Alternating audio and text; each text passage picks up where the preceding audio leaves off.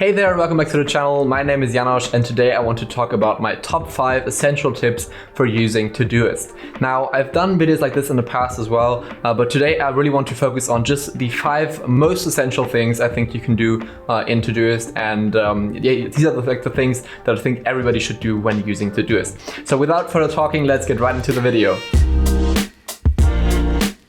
The first tip is to keep things simple. Now, this is something that I've said in the past as well, and it's really like the essence of what I think is important for Todoist and for any other productivity tool as well, because in the end, it's not about using the tool itself. That doesn't make you productive. It's about doing the actual work that you put into the to-do list or your other organizational tool. And so I like to keep things really simple so that I don't, spend hours of time adding to-dos and then labeling them and like adding all this fancy stuff when in the end I really should be doing the actual work.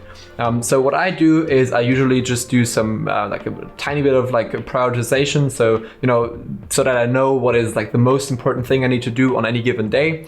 But other than that, I keep things really simple. I have I'd say 5 to 10 projects maybe, and most of these are just filled with recurring tasks I have, and they don't have that much purpose. And mostly I work in the today view anyway, so that doesn't really matter. So keep things simple is what I'm saying. The second tip is to use recurring tasks whenever possible, and this is something I discovered some time ago when I was using Todoist, because I was always adding in every task manually, and so for all these tasks that I had to do on a regular basis, I had to do them add them in every time again, and then sometimes I would forget to do them because I just wasn't adding them in, and it was just a huge amount of manual labor, and also it was a really fragile system because sometimes I would just forget to do things that are really important.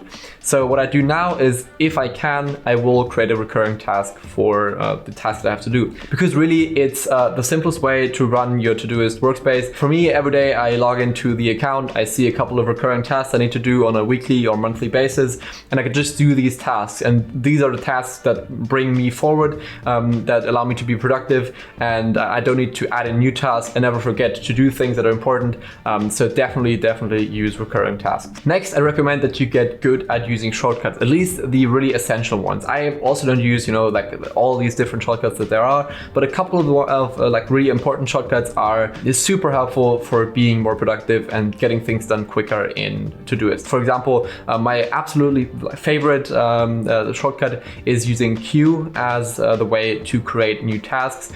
Because it just if you get used to it and you just do it, then it just becomes natural and it's just quicker, and it's much more clean to do it this way, and helps you get things done much better. And there are also other shortcuts that you can use. I'll link to the full list of shortcuts down below, and then you can see which of these are the ones that maybe are the most important to you. Next up, use the natural language processing that's built into Todoist, and this is something that you'll probably come across, or that you have come across already if you have been using Todoist for a bit of time, because when you're adding tasks, Todoist tries to guess what you're trying to put into Todoist based on what you type into the task field.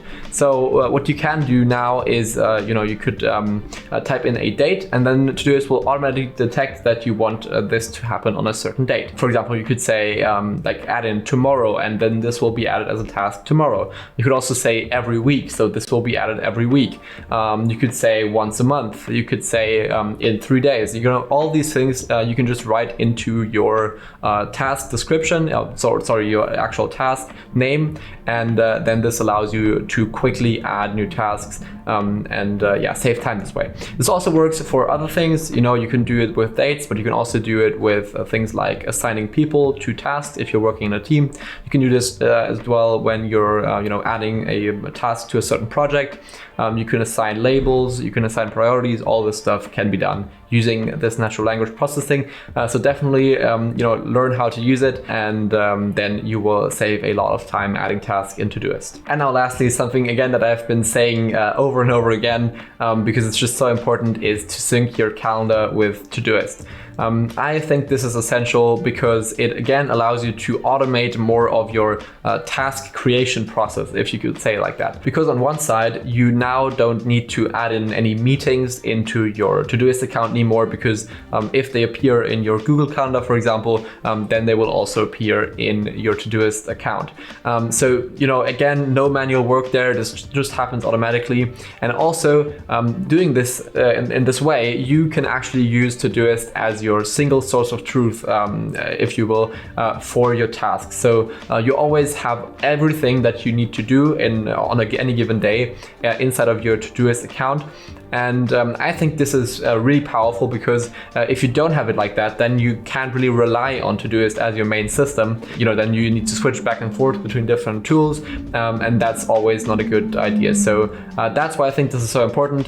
Definitely sync your calendar to your Todoist account. All right, that's it already for this video. I hope you enjoyed it, and if you did, then please leave a like and subscribe to the channel. And also let me know if you have any tips that you would have included on this list, because I'm obviously interested in what you have to say about that, and what the most important things in Todoist are in your opinion. So leave your favorite tip in the comments down below, and I'll see you in the next video. Take care.